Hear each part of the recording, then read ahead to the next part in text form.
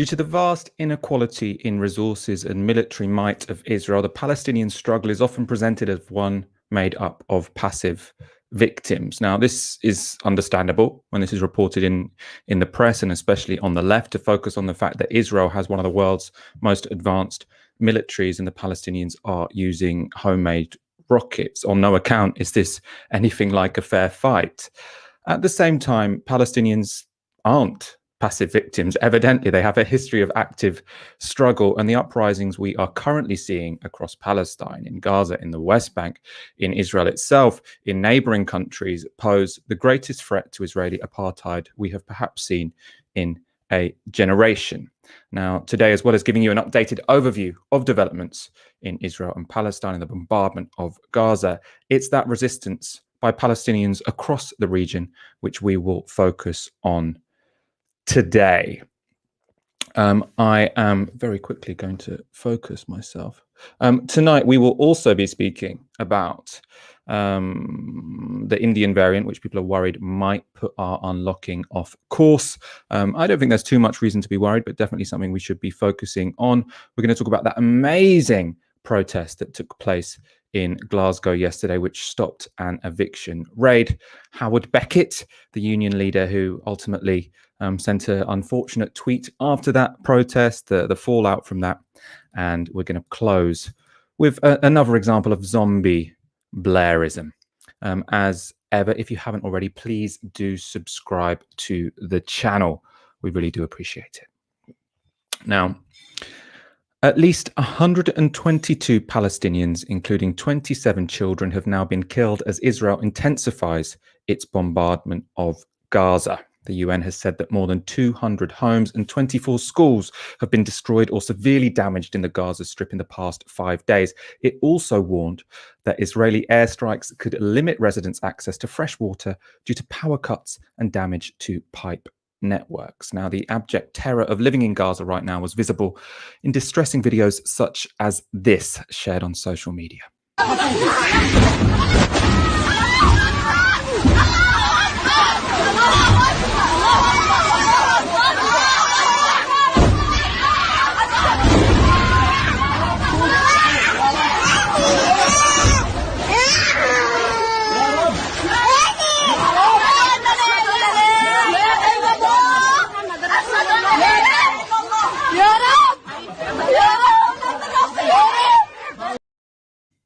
Now, social media is full of videos, full of accounts like that. It's what millions of people are currently living under right now. Hamas rockets have, of course, also been continued to be fired at Israeli towns and cities. So far, they've killed 9 people, including 1 child and 1 soldier. Meanwhile, so that's Gaza. Meanwhile, across or within Israel's 1948 borders, right-wing Jews have attacked Palestinians. This includes some, again, horrific footage. This is, essentially a lynching in Bat Yam near Tel Aviv on Wednesday. Now, we aren't going to show you the whole clip because it's, quite frankly, just too graphic. But here you can see young Israeli Jews dragging a Palestinian from a car and brutally attacking him. According to the Can News Network, who recorded this footage and broadcast it live, there were no police present. As I said, we're going to cut this out before the end, but it does go on to show the mob punching a Palestinian man in the face as he lies semi-conscious on the floor. Really, really, really difficult to watch. The far-right mob you saw there in Bat Yam also attacked Palestinian-owned businesses, some chanting death to Arabs. Now, within Israel, Jewish citizens have also been targeted, including in the city of Lid, where a Jewish man was stabbed on his way to synagogue. At least 1 synagogue has also been burned, been set on fire. Also in Lid, a pregnant Arab woman was attacked and suffered serious head injuries. Now, as well as unrest across Israel and a battle between the IDF and Hamas in Gaza, we are beginning to see a wave of protests in the occupied West Bank. Now, you can see here footage from the Palestinian city of Nablus. That was last night. Protests have continued across the West Bank today, with at least 7 protesters having been killed by the Israeli military. That's all within the borders of historic Palestine. Protests and unrest has not been limited to that region, though. There are also protests at the Jordanian border and the border with Lebanon today. We can show you some images from protests on the border between Jordan and the occupied West Bank.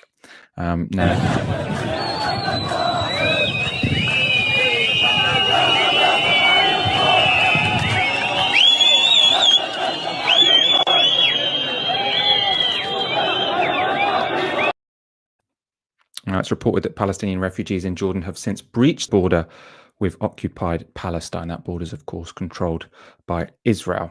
I'm joined now by Dr. Yara Hawari, a senior policy analyst at Al-Shabaka, a Palestinian think tank. Yara is based in the occupied West Bank. Thank you so much for joining us this evening. And we are going to talk and focus on sort of the movements, the violence, the uprisings across the region. I do want to focus, though, first of all, on the situation in Gaza. There was some confusion last night when the IDF tweeted ground forces were engaged in Gaza. Then they said, actually, they haven't entered Gaza. They're just, sort of, I suppose, sending in rockets from outside Gaza. What's your understanding on the latest happenings there? Do you think we are on the cusp of a full-blown ground invasion?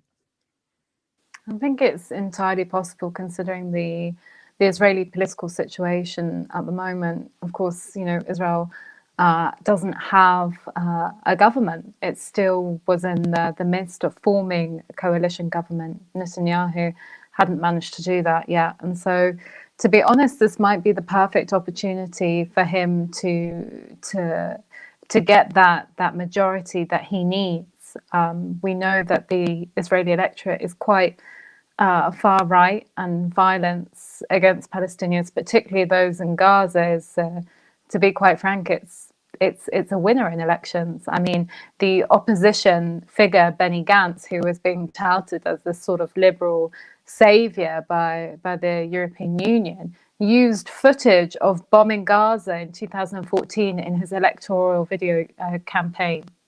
So, it's very obvious what the majority of the Israeli public think towards Gaza. And I think it's entirely possible that we do reach that. Having said that, I don't think that Israel, or at least Netanyahu, does want a full blown out war, especially considering what is happening at the moment elsewhere across historic Palestine. It's facing, the Israeli government's facing this huge internal, what it calls an internal issue.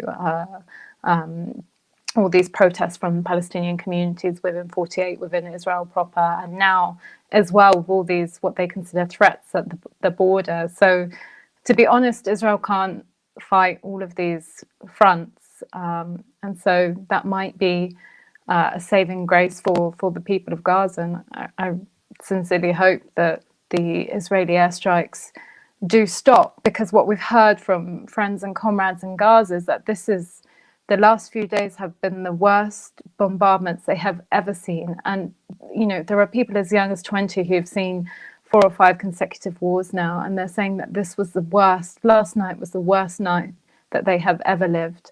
And, we have reports that, from friends, that they were sending their last sort of messages, farewell messages to people overnight. So I sincerely hope that the barrage does end soon. I want to talk about what's going on inside Israel proper, the 1948 borders, because as well as the bombardment of Gaza, I think this is at the moment what's getting the most international coverage. It's often reported as communal or sectarian violence. I kind of want to know if that's a categorization you think is fair. But we showed there a video of Arabs attacking, far right Jews attacking Arabs, attacking Palestinians. We also know there are Jews who are being attacked in Israel. Do you think seeing this as communal violence or sectarian violence really gets what's going on? How should we understand the violence and conflicts that we're currently seeing within the borders of Israel? So this is Israel's narrative that this is an internal issue and it should be dealt with internally, and that it's sectarian. And one of the reasons it does that is to hide the fact that it has a Palestinian population within Israel. A lot of people don't know that 20% of the population of Israel are actually indigenous Palestinians, who are often labeled Israeli Arabs as a way to sort of hide their Palestinian identity. But it's also to obscure the reality and the context, which is of a settler colonial state. This isn't, Arabs versus Jews. This is settler colonialists versus the indigenous people, and the indigenous people are fighting for their survival. And the sectarian narrative also serves the interest of Israel by sort of warding off international intervention. Because of course the UN and international organizations are sort of heavily involved in condemning things in the West Bank and Gaza, because they see it as their international responsibility. But when it comes to Israel internally, Israel can sort of fend off those criticisms by saying that it's a domestic issue, maybe one of discrimination or, sort of sectarianism, when actually it's not the case at all. What we're learning and what increasingly is becoming understood is that the policies in the West Bank certainly are also the policies that the Israeli government carries out towards Palestinians in the West Bank are also carried out across the Green Line. And for Palestinian citizens of Israel, which is the sort of preferred label, we have lived this, we have known this since our existence. But because of sort of the parameters of international law and that the mainstream discourse, that our story and our community has often been forgotten and erased. This is kind of a background question, but this is being presented as something quite new. Whether or not you want to characterize it as communal violence, but anyway, violence between communities in Israel. Particularly most prominently, it seems like far-right attacks on Palestinian citizens of Israel. Is that something which is relatively new, or is this an ongoing thing which has only just sort of increased in the last few days? To be honest, it's been ongoing. I think it's escalated in the last few days. We haven't seen this, certainly not in my generation, this kind of these kind of lynch mobs to this extent across the country. They have always, we in Palestine, we talk about it as the continuous Nakba, the ongoing Nakba, which of course refers to the ethnic cleansing of 1948. And when we say that, we mean to say that it continues. This project or process of erasure has continued, and we have seen it in the displacement of our people, the theft of our land, the extrajudicial killings, ethnic cleansing, etc. But to this large extent, to have these kinds of settler mobs carrying out lynchings and assaults and supported by the police and by the security forces is definitely something unprecedented in my generation. But it's also not surprising to us. We have always been on edge that this could happen to us. There have been many points throughout history where, and recent history actually, where Israeli politicians have talked about wiping us out, that, we're the cancer in Israeli society, the surviving indigenous population, and that we need to be either eliminated, or we need to be encouraged to leave, or they threaten us with expelling us to the West Bank or to Gaza. So it is certainly unprecedented for me, but it's also not unexpected at all. Let's talk about the Palestinian resistance to this. And we've had a number of guests on this week who've really put forward an idea that, in a way, whilst what's going on is absolutely terrible, in a way there's also sources of hope, which is that the Palestinian struggle seems much more united than it has in a long time. You're seeing protests in Israel proper, you're seeing protests in the West Bank, obviously Gaza are resisting in their own ways, and then now you're even seeing protests in Jordan and Lebanon.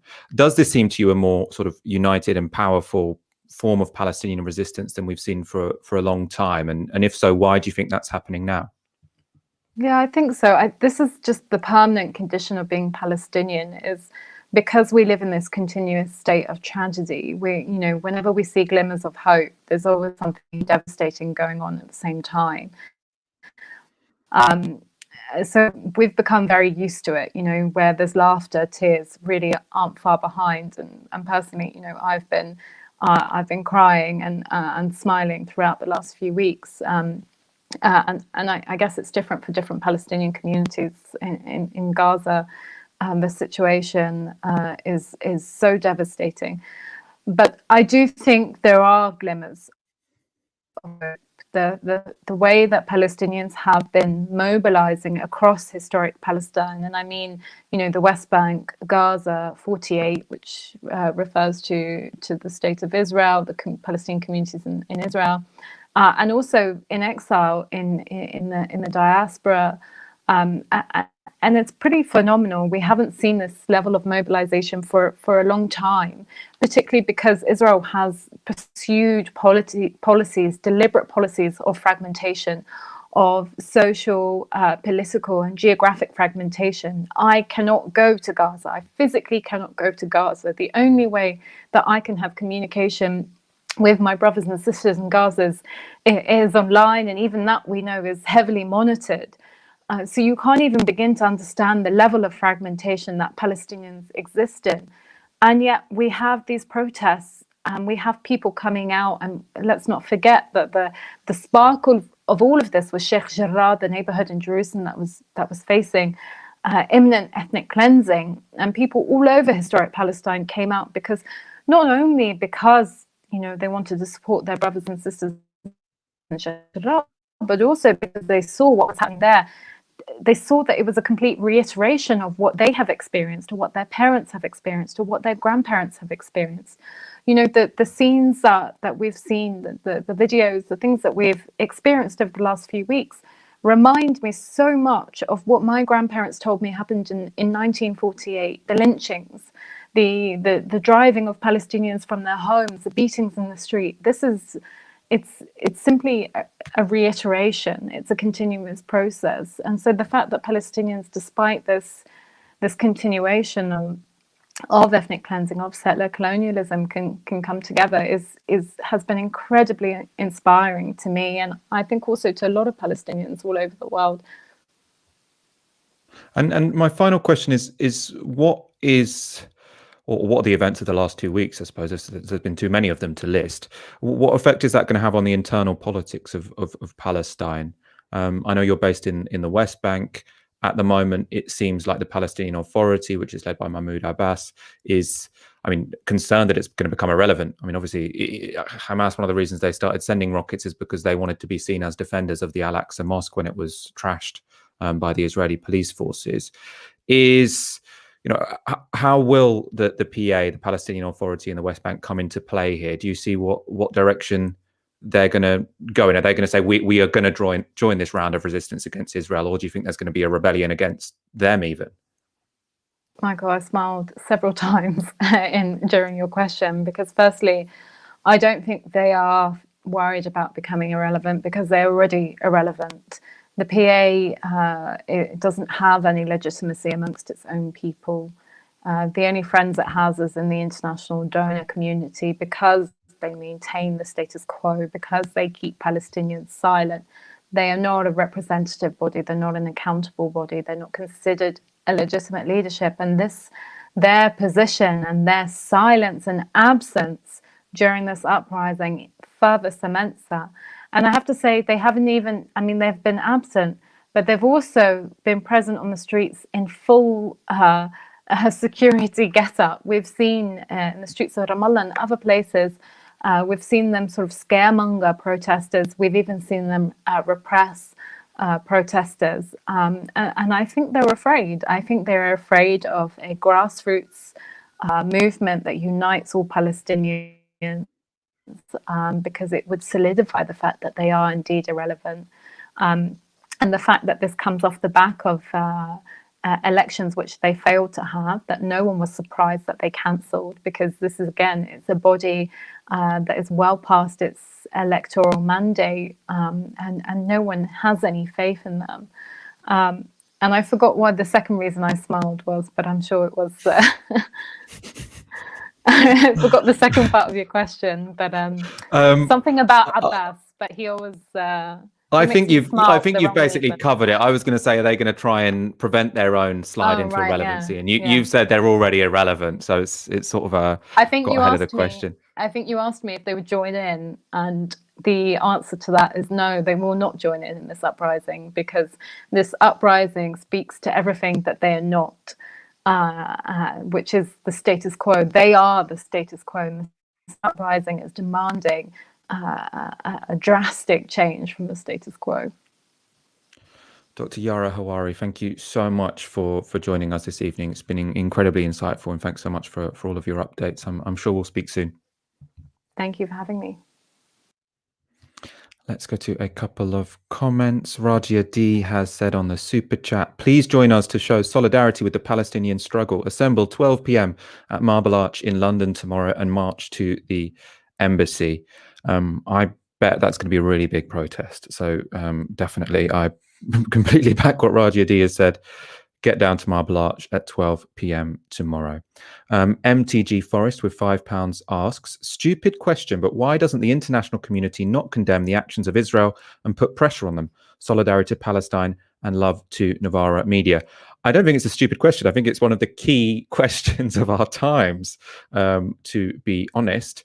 In a way, it's almost, I don't think I can give a particularly sort of sophisticated answer to that question other than to say it does show the sort of abject moral poverty of the United States and the United Kingdom, that all they can say is we condemn Hamas rockets and we condemn terrorism, and completely ignore the fact that what we're seeing at this point in time is a people who are being occupied, who are being subject to ethnic cleansing, and who are being bombed with airstrikes. Children are being killed, and all we hear from the UK and the US is sort of these anodyne statements such as, "Oh, we hope calm can be brought. We hope we can bring people to the table." All of it is designed to obfuscate the fact that this isn't just some equal fight between two sides. It's not just a struggle between identity groups. It's systematic settler colonialism and repression and occupation and apartheid, and any government that had any ounce of moral decency would recognize it as such. But the UK, the US, Europe are unable to do so. I mean, presumably the big reason is that it's useful for them to have Israel in the Middle East as a military ally. But as I say, I'm probably not the best person to go into real detail on that particular question.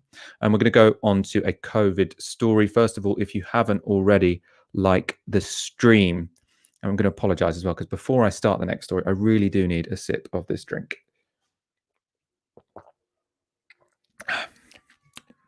That's a relief.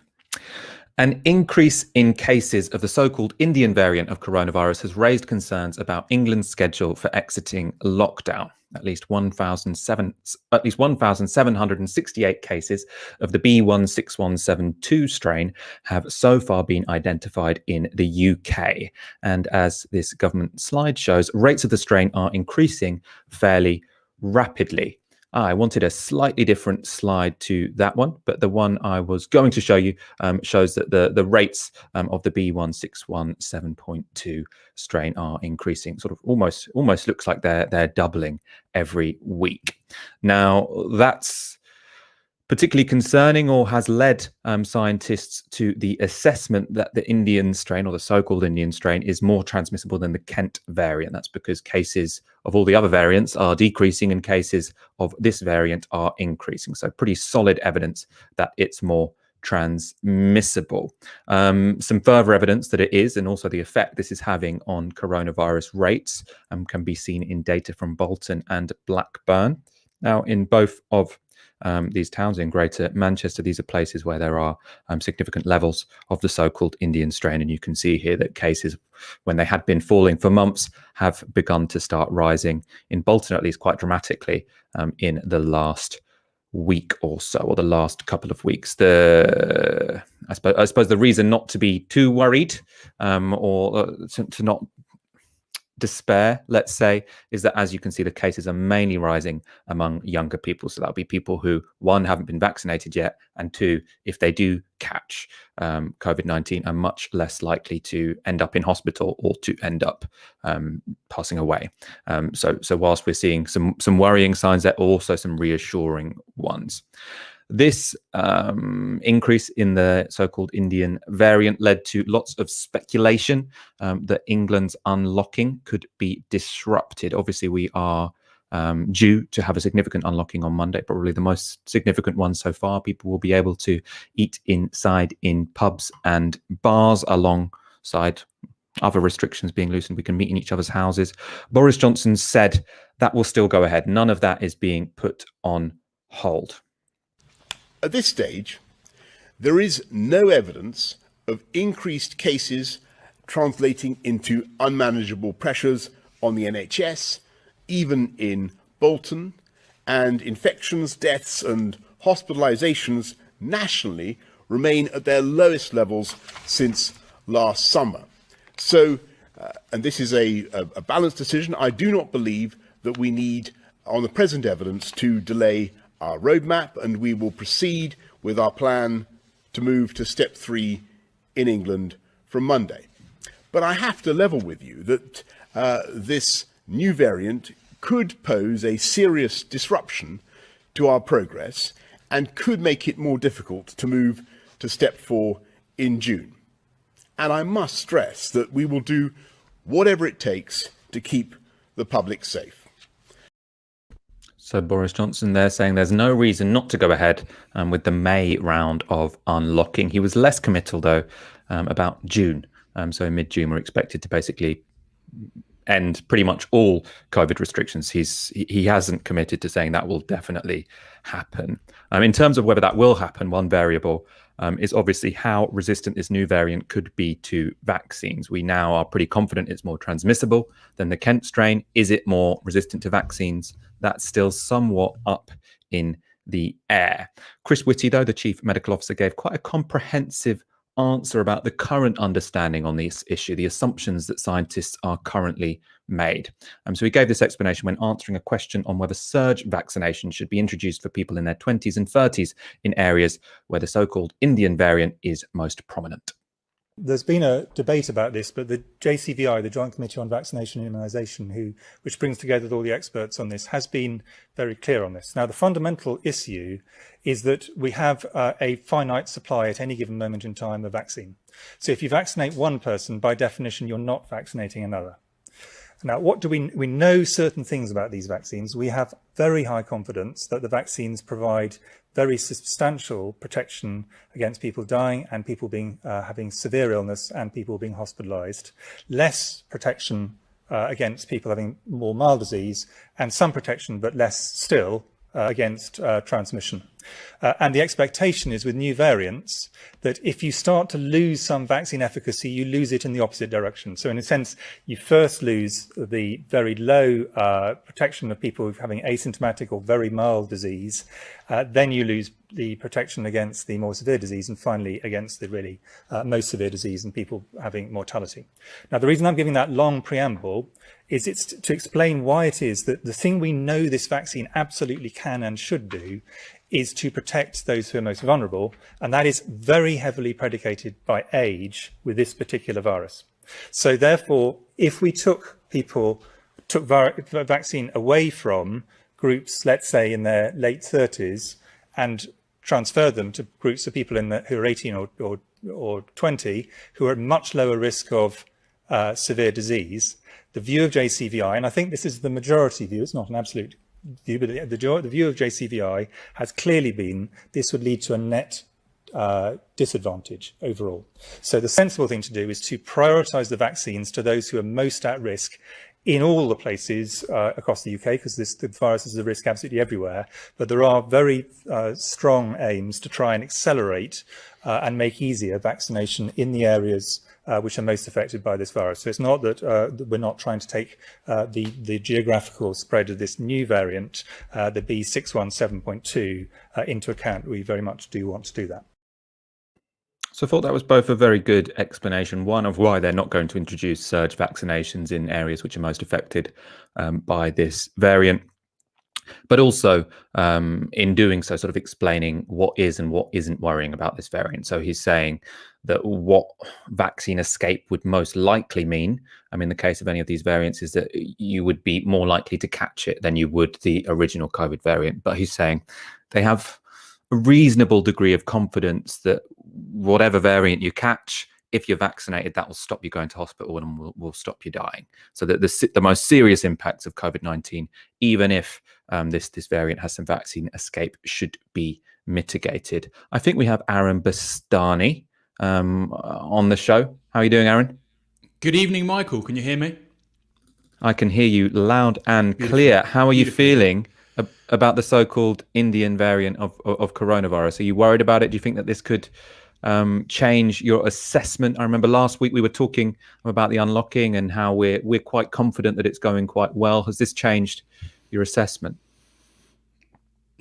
It's a tough one, Michael. I mean, I think for people out there, obviously they're listening to this story's come out of nowhere really in the last week, in the last several days in particular.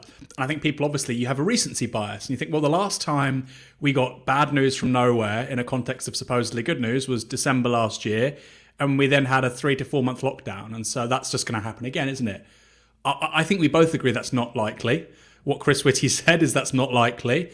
The worst case scenario is we may need another lockdown, but we will see nothing like the hospitalization rate, the mortality rate. And even though there's been a major uptick in the number of documented cases of the Indian variant, of course, there are many more than the documented cases, that doesn't seem to have fed through so far to hospitalizations and a higher death rate. Why? Because actually the people getting it appear to be younger. That's a good thing in a way because it shows that the vaccine is the AstraZeneca vaccine is effective against this particular variant. That's really good.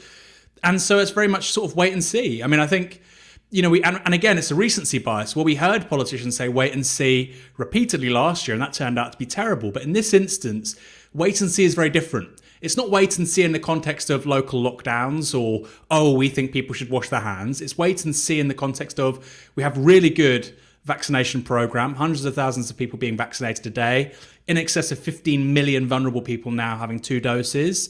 So that's very different when they say wait and see, or even when you and I say wait and see. So in a way, this was inevitable. We knew that new variants would come along. We knew that there would be flare-ups, so to speak. I'm kind of heartened by what we're seeing so far. But as Chris Whitty said, the sample data is simply too small to draw large generalizations and conclusions. I personally think that things should open up next week. But I think people should be aware, and I thought Boris Johnson struck the right tone here. People should be perfectly aware that that may go into reverse at some point. But I think it's worthwhile opening things up and to basically, like you said, level with people. We may have to go into reverse, although I don't think that will necessarily be the case. I mean, we'll see. Like everybody's saying, the data isn't that conclusive. It could be very bad. You know, some of the models suggest this could be terrible, but the most likely sort of sequence of events is that it's manageable and it's nothing like what we saw after December.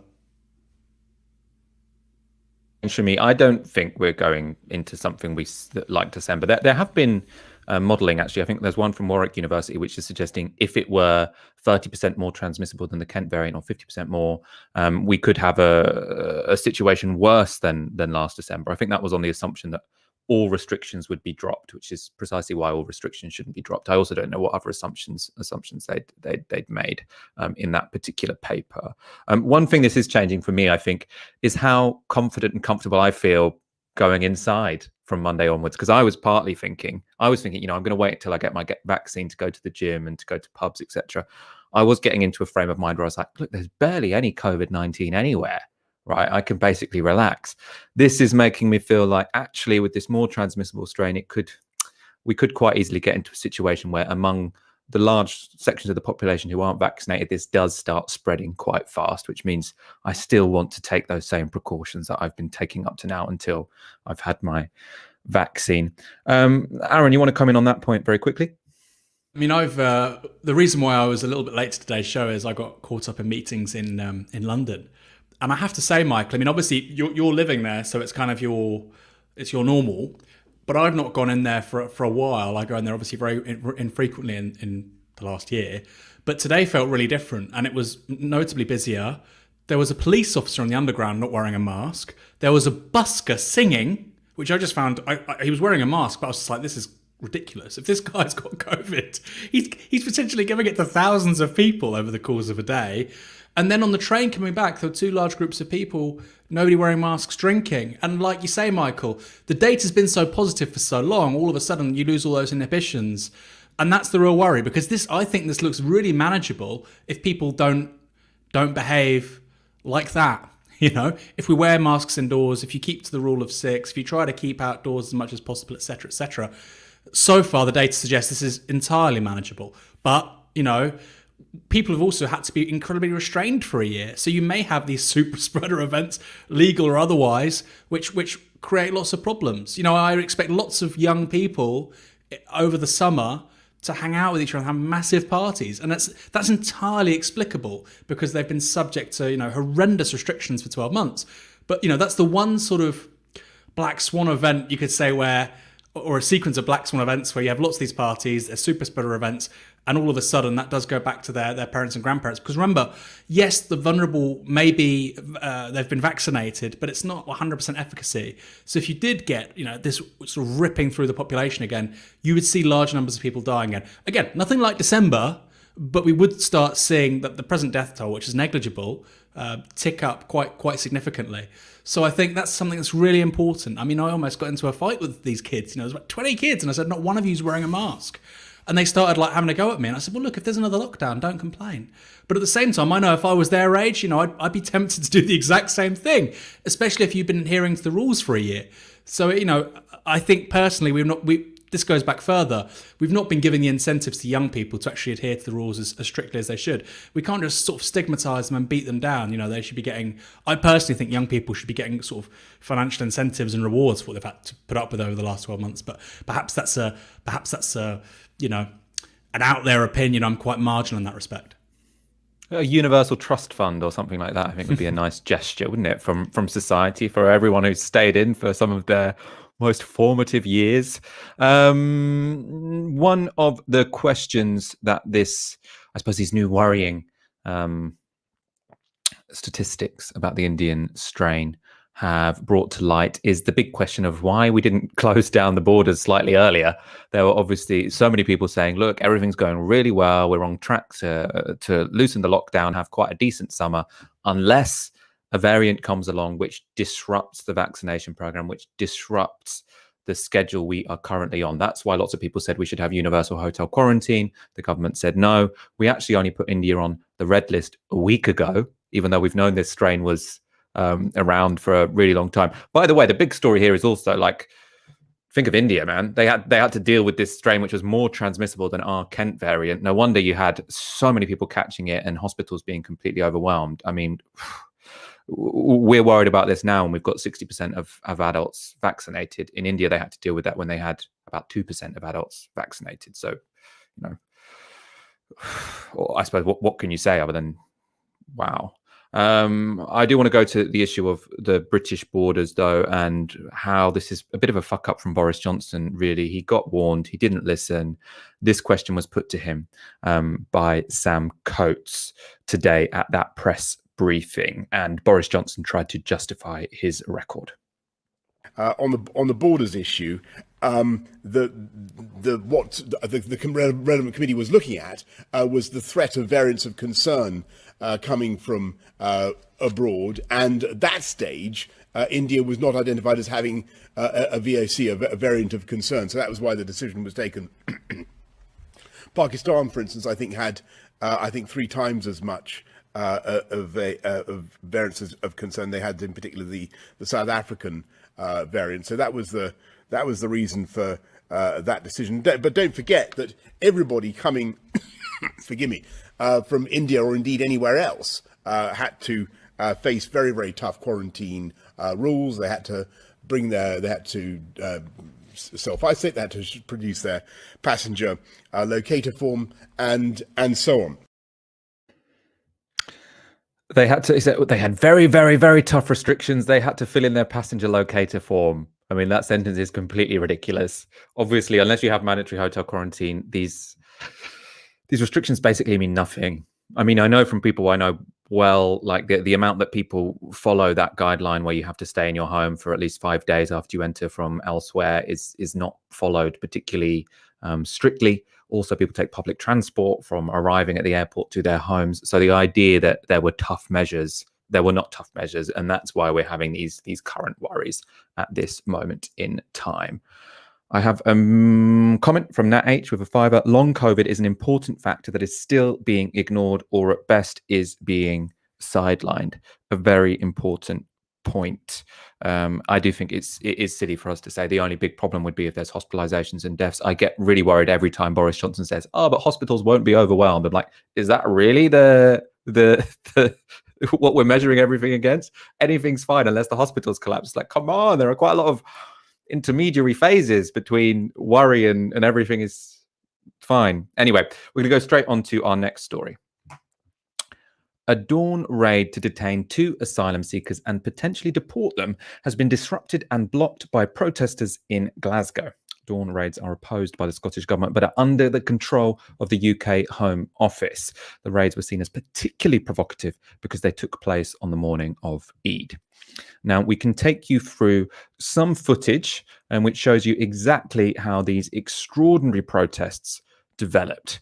So first of all, here we have some footage. This is obviously the immigration enforcement van, which is being stopped from driving off. It's already got detainees inside by neighbours of the people who have been detained. So you've got people there gathering around the van, other people sitting in the street, and that means the immigration enforcement van cannot move on. You can see there are already police arriving to try and manage the situation. Now, that was an incredibly successful move for those 10 or so people you could see in that video to make, because after that scene, what you had was call outs on social media. Hundreds and thousands even people sort of arrived to that street and ended up forming a cordon around the immigration removal van. It was not able to move for the scale of the protest and the type of protest that took place. And we can show you the following clip. This is a clip of the police ostensibly trying to make their way through the crowd to escort a paramedic to the van. This is what happened.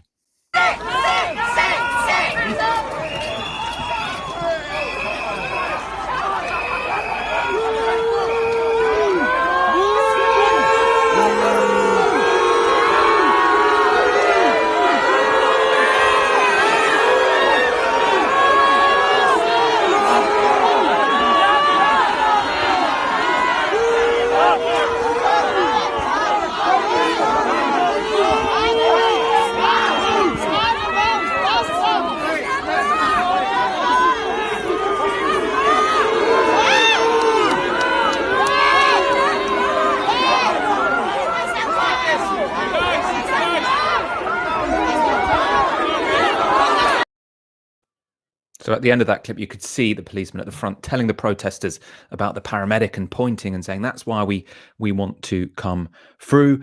It's not, however, that clear that the police were needed to escort a paramedic through a non-violent protest. Now, according to some who were at the scene, the police may have been using the paramedic as an excuse to get amongst the protesters.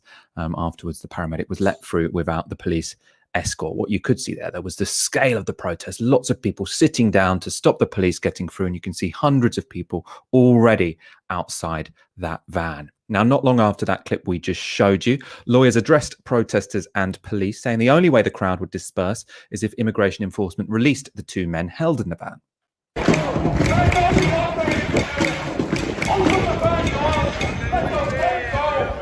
Open the doors!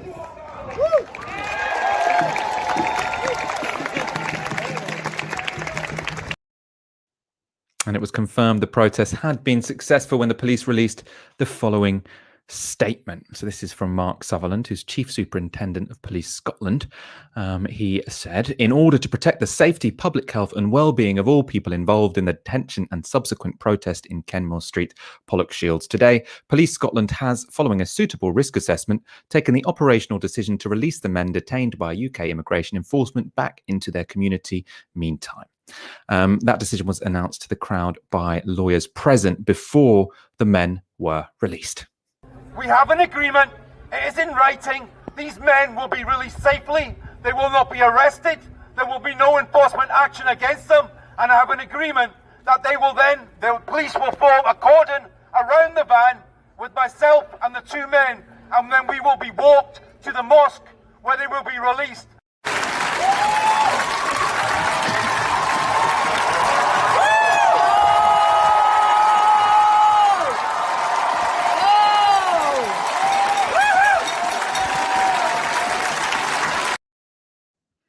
An incredibly moving image of solidarity there. The men who were detained thanking the hundreds and thousands of protesters who had prevented their detention. Now, one of those detainees, Lakvir Singh, spoke to ITV after that protest and after they were released. Do you have anything that you want to say to the people who came to support you today? Yeah. Thank you very, very much. Thank you. That's all people. Thank you. Speaking in his native Punjabi, Lakvir then told us what happened. I was taken unannounced from my flat. They barged in and took me into the van. I was anxious and upset, wondering how I would be treated at the detention centre.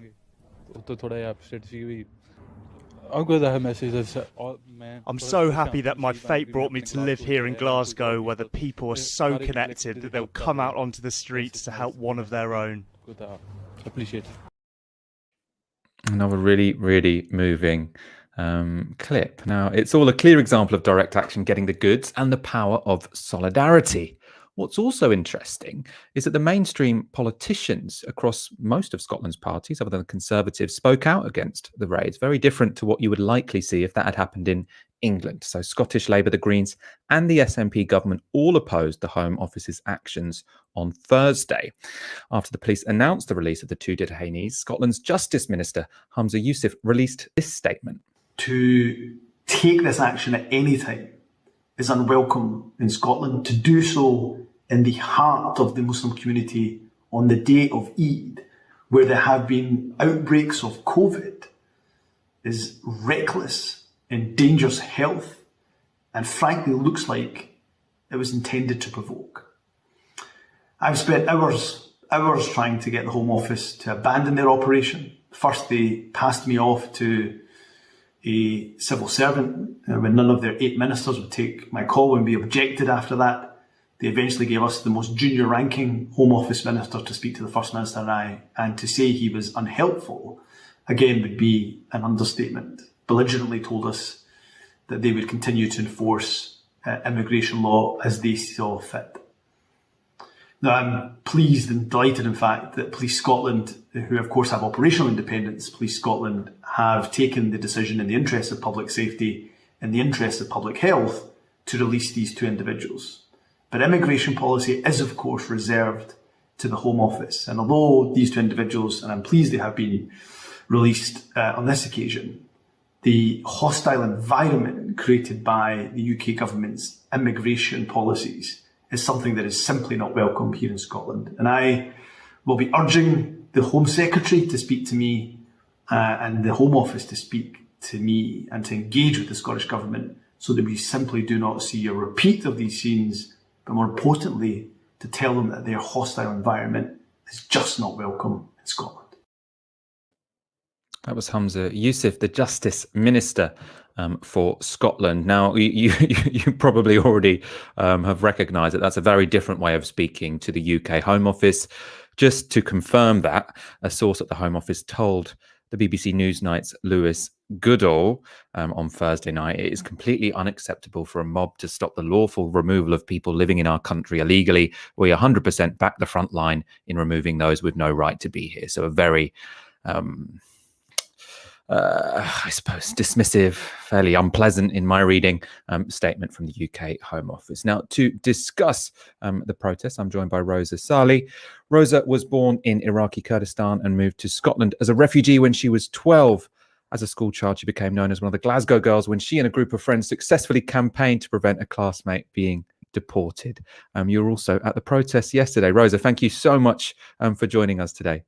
Hi, Michael. Thank you very much for having me. Yes, I was at the protest and very overwhelmed by the people organizing and winning. I think was a huge victory for Glasgow, and throughout the world, I think everyone's looking towards Glasgow. Yeah, and what was it like, the demonstration? I mean, it seemed to grow sort of exponentially, but it wasn't particularly organized, was my sense. Well, I mean, it couldn't have been organized because this was a spontaneous protest, really, wasn't it? Someone just noticed a van in the street, put it on social media, and then it spread by word of mouth, and ultimately you had hundreds, potentially thousands of people blocking an immigration van. Yeah, I think initially the van was stopped by a man called Declan, which I've come aware of, that he actually was under the van for over 8 hours. It wasn't organized in such ways because everything was by social media, and people were sharing videos that this is a removal actually happening right this moment. However, people were contacting each other to come along and support and stop the enforcement by the Home Office. So that kind of organization actually happened after later on, and community coming together. The neighborhood in that street in Pollock Shields, they all came together, and it's a very multicultural part of Glasgow, and different communities live there, and it was just wonderful how people, hundreds of people coming together, shoulder to shoulder, standing against the illegal enforcement, I would say, of asylum seekers, because it seems that they didn't have any legal advice, the two asylum seekers. And once we were there, there were a legal advice actually given to the asylum seekers, and we tried to communicate through one of the police officer there at the time to communicate and sign some forms so they can have legal representatives. And you are, I mean, incredibly well placed to speak about the politics of migration in Scotland, because you arrived in Scotland as a child as a refugee. As I said in the introduction, you campaigned as a school child to prevent one of your friends being deported.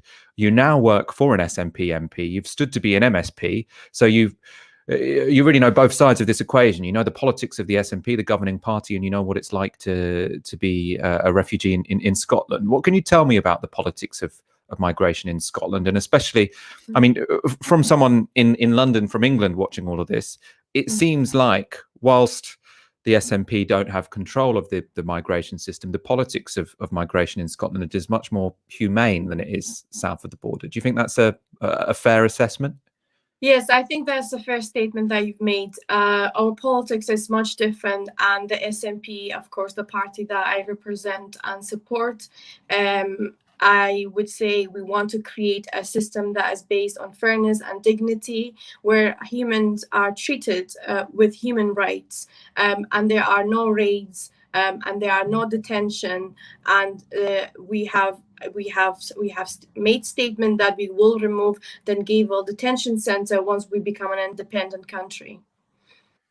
Would the SNP, I suppose, just to clarify for our audience, the SNP don't have control over migration policy. That's currently a competence held in Westminster, but obviously the SNP want it ultimately in an independent Scotland, but presumably also in a devolved UK if the UK were to stay together. What would the SNP's policy be? Because lots of the opposition to what happened yesterday, some of it was, I suppose, somewhat ambiguous. Were they opposing it because it was on Eid? Were they opposing it because it was a dawn raid? Or were they opposing it because they oppose detention and deportations in principle? The final one would be the more radical fundamental position. Is it your understanding that if the SNP had control over migration policy, they'd stop deportations in Scotland altogether? Yes, I would say that there will be no deportation in Scotland, and there will be a humane system based on human rights and dignity.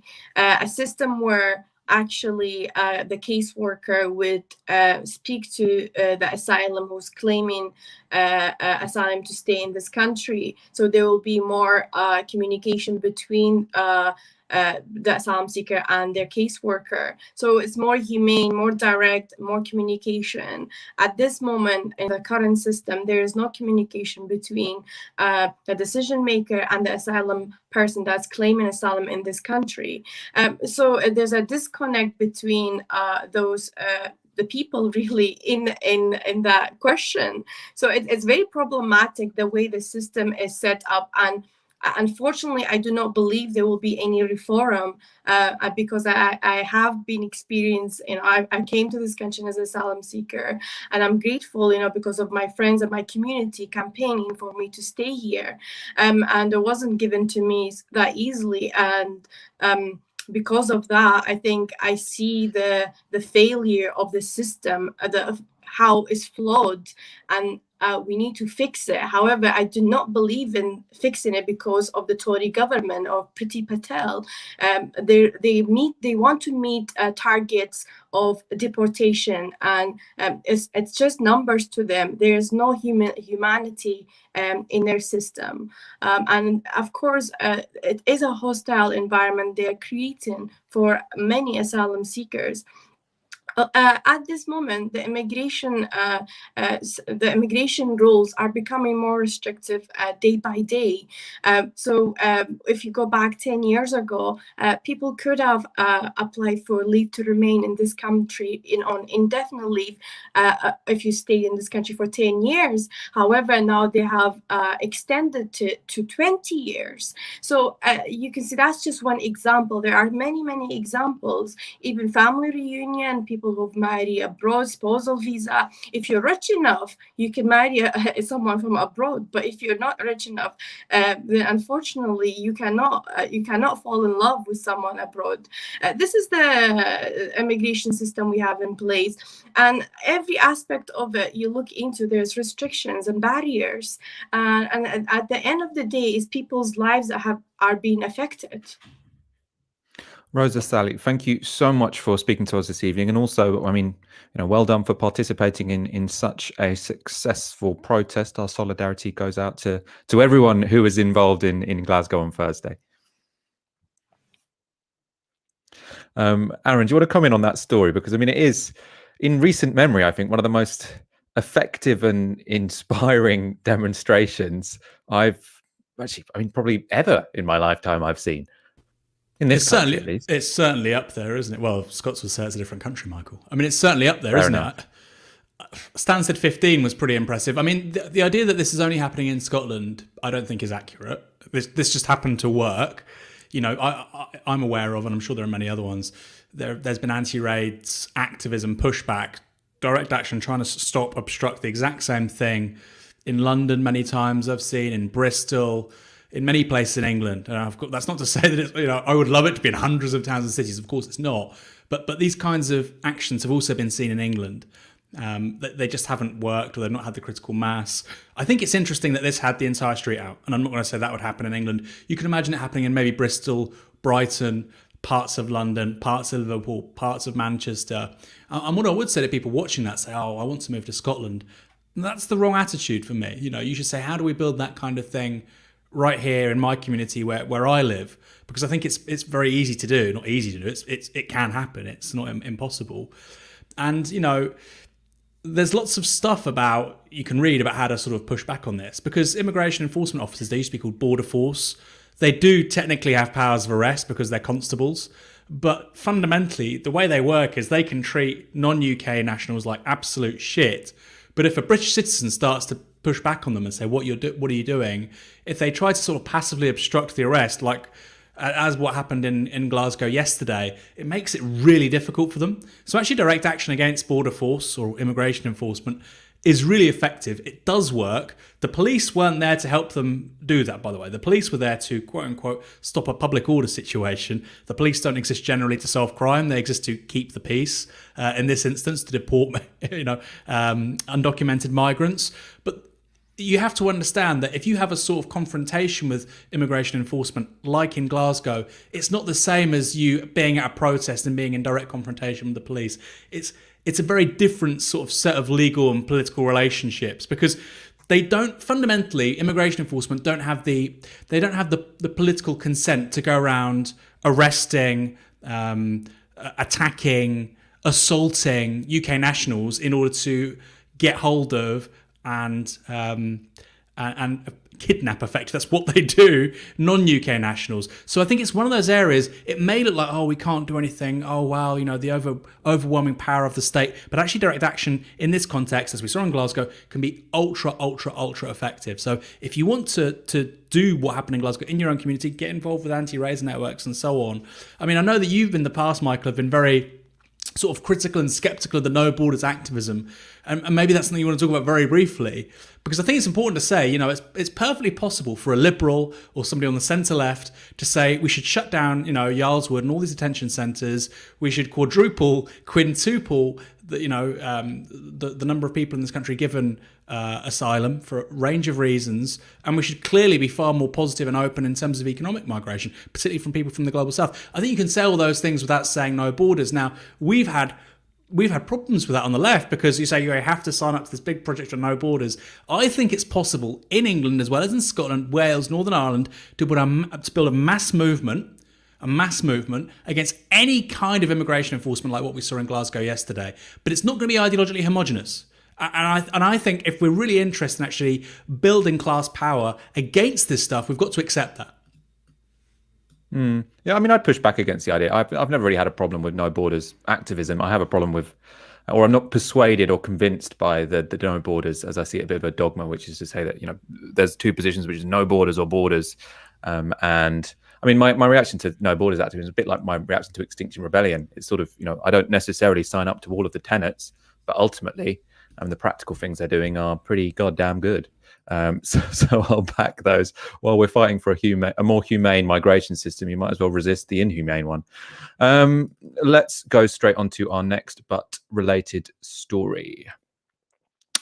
A leading left-wing member of Labour's NEC has been suspended from the party after a tweet calling for Priti Patel to be deported in the wake of protests in Glasgow, which blocked a dawn raid detaining 2 asylum seekers. Howard Beckett, who is also in the running to be the next leader of Unite, tweeted the following: Priti Patel should be deported, not refugees. She can go along with anyone else who supports institutional racism. She is disgusting.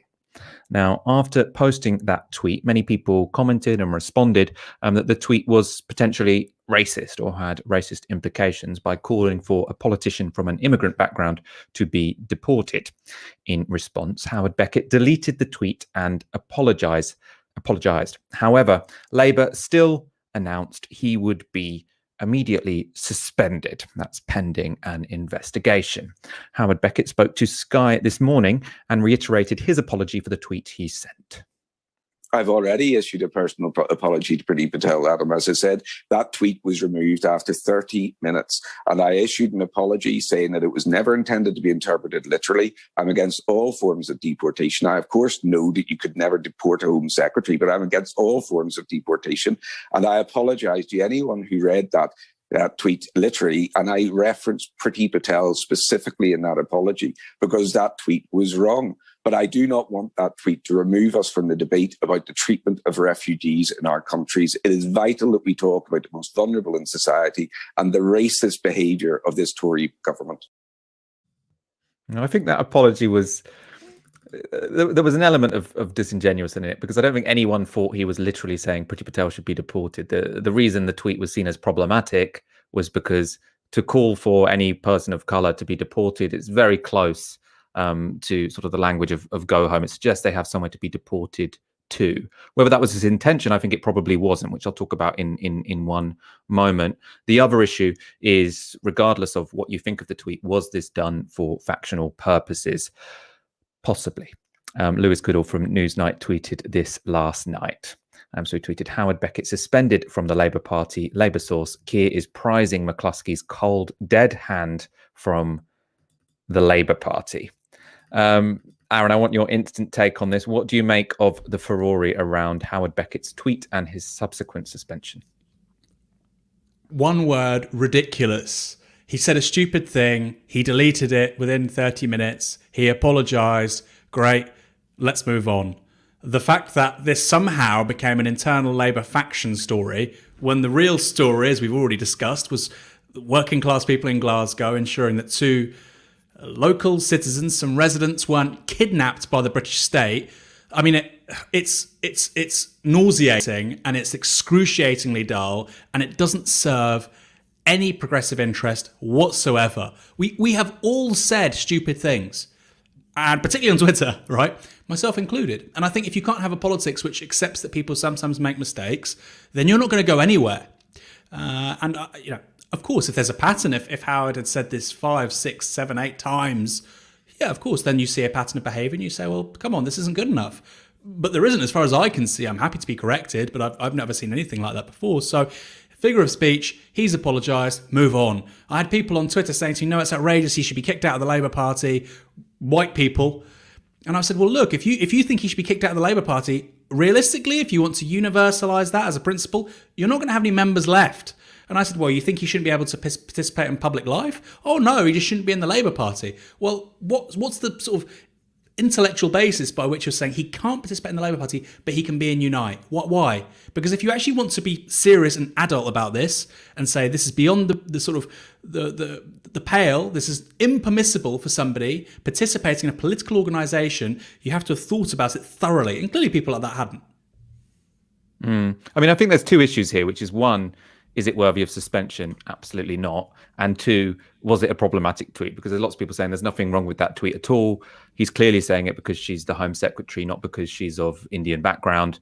Now, I think absolutely, I agree with you, Aaron. This does not warrant suspension. An apology should be more than enough. I do at the same time think whatever his intention, and I'm almost certain there was no racist intention behind this, even if it is fine to say, or even if in a way it seems similar to say, let's deport Theresa May, which people have said, by the way. I was also persuaded by people sort of showing examples of graffiti with let's deport Theresa May, people talking about this chant at demonstrations, obviously in the first half of the 2010s, where people said, let's deport Theresa May when she was Home Secretary. That it's not alien to say this. It's not clear that he only said this because she is of Asian background.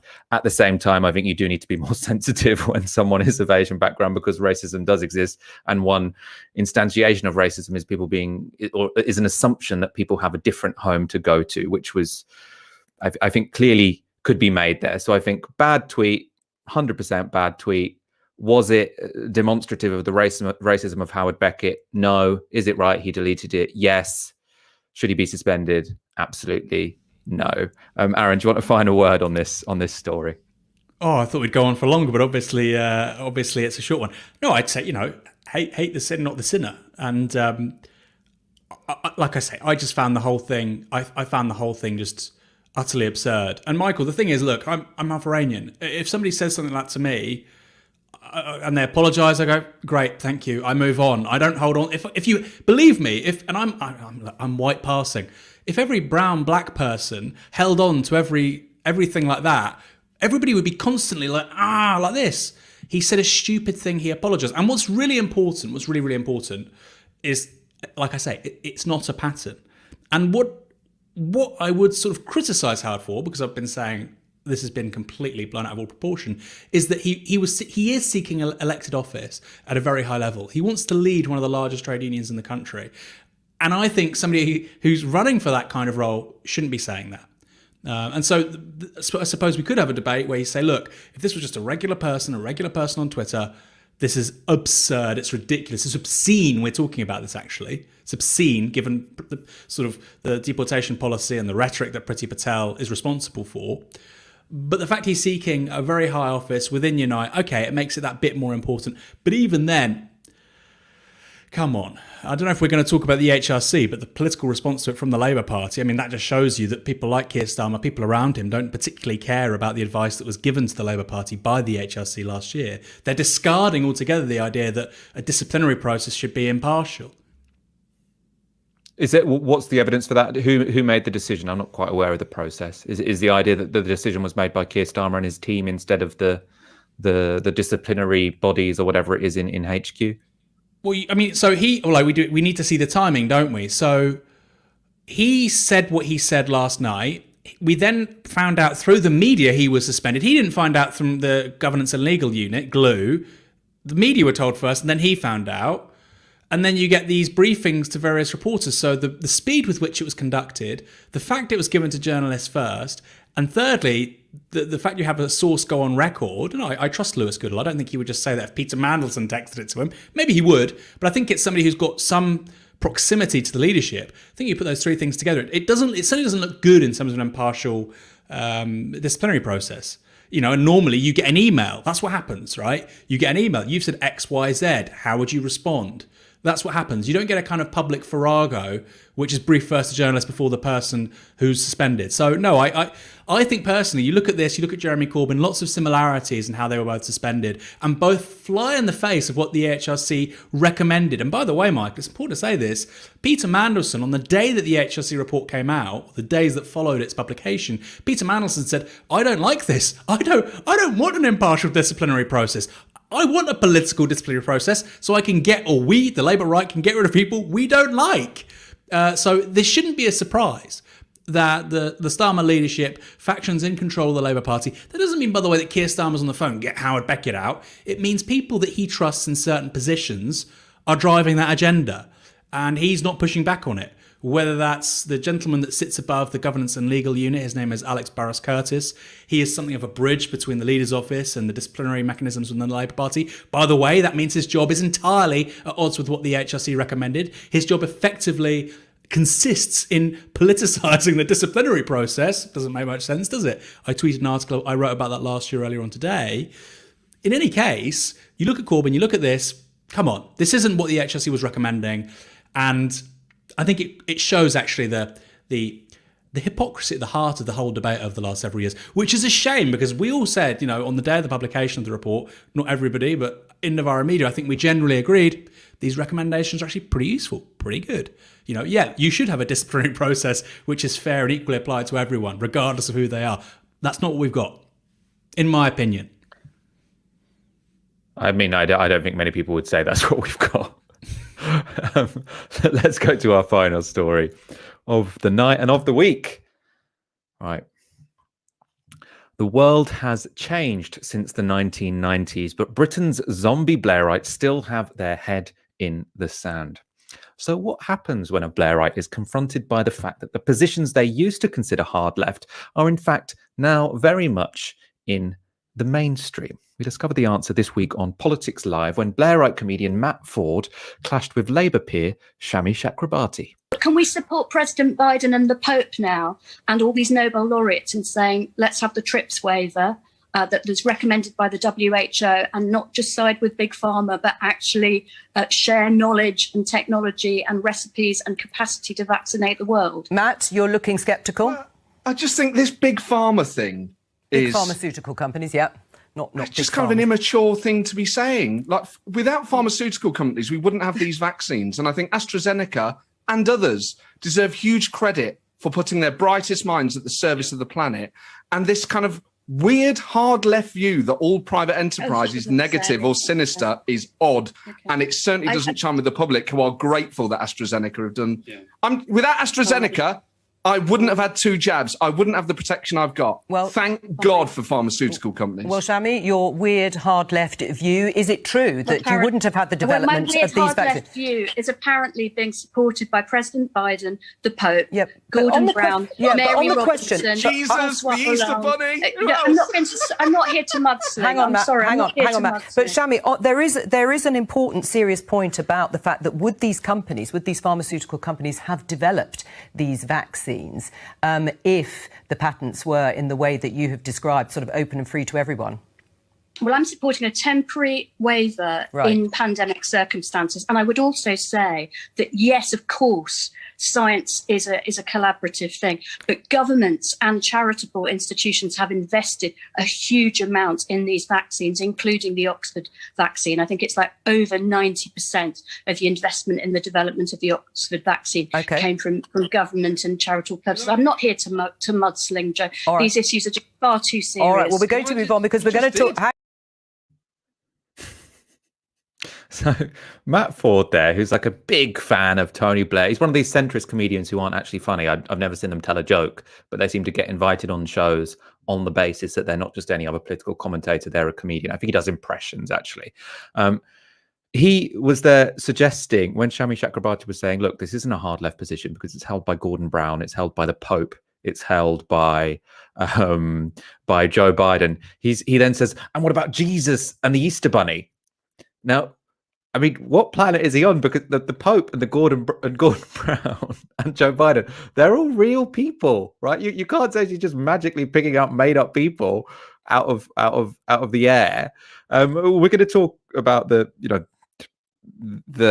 defense of AstraZeneca he made there and some of the sort of more nitty gritty of who invested in what. Was it public? Was it private finance? First, though, Aaron, I want to hear from you because for me, whilst that was a ridiculous, not particularly informative clip, I haven't seen any better representative better representation of zombie Blairism than seeing someone dismiss a position as hard left and then finding themselves to the right of the Pope and the US president.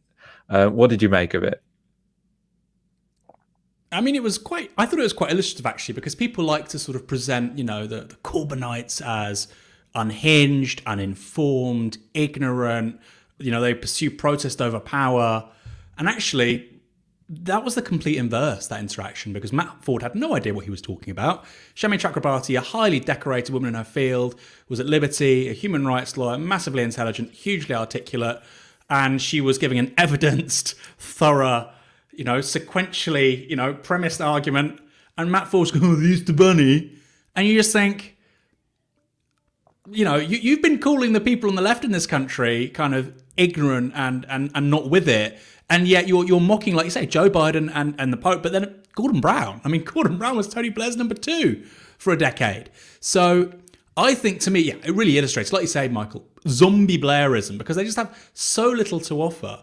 And you could do that when you were mocking the left in a position of power. When Jeremy Corbyn was Labour Party leader, you could do that. You could just throw stuff and stuff would stick. But now that people like Matt Ford are having to be potentially listened to, the Labour right being potentially listened to as a political constituency that want to govern the country, they'd quite like to run things, but they have nothing to offer. And so for me, it was very emblematic of, like I said, the zombie Blairism and the complete inability. Let's be quite honest.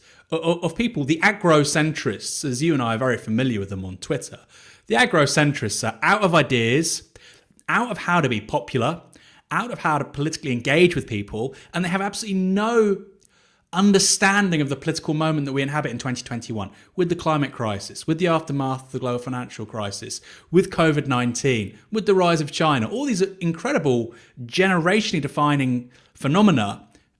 And they're just smirking and mocking people and looking stupid and thick, quite frankly. Although I have to correct you on one thing, Michael. I did a podcast with Matt Ford. I have to say, on a personal level, he was perfectly affable. Politically, I think he's not quite there. But he does a pretty good impression of Donald Trump. Don't hate me. So he's affable. Don't hate me. Maybe he's much nicer behind the camera than in front of it. That's potentially true. That's the case for lots of people.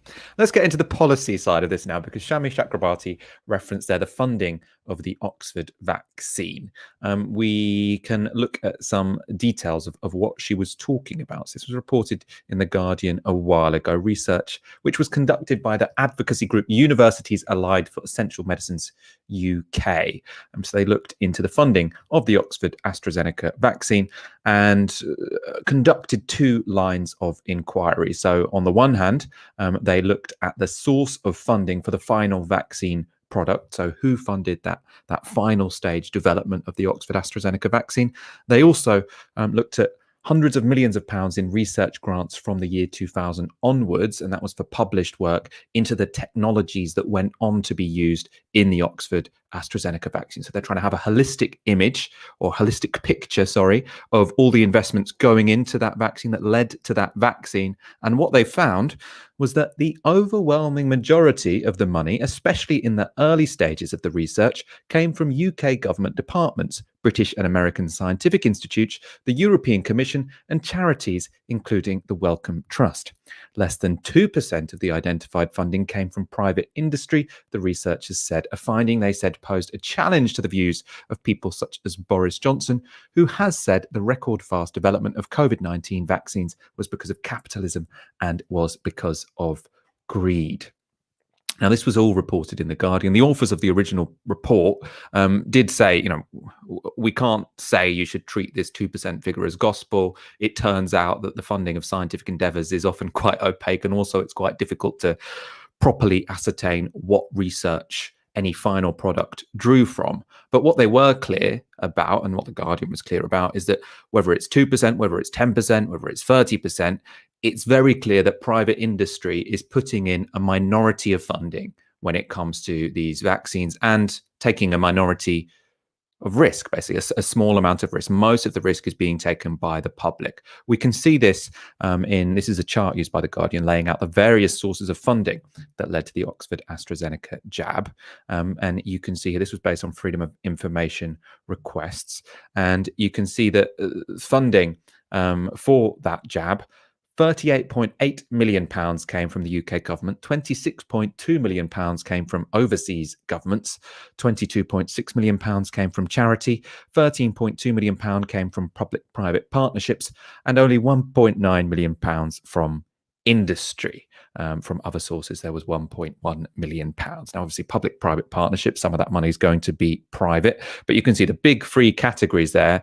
The vast majority of the money that went towards that vaccine was from UK governments and overseas governments and from charities. So the idea that you needed future profit margins to incentivize the development of that vaccine is for the birds, really. I mean, the risk was taken by the public sector, so why should the intellectual property not be owned by the public sector? Aaron, what do you make of this particular argument? I mean, Joe Biden has now come around to this position. I don't think the UK government has. I know that Angela Merkel was one of the people blocking the idea that we should have patent-free vaccines when it comes to COVID-19. The argument against patents is pretty strong, isn't it?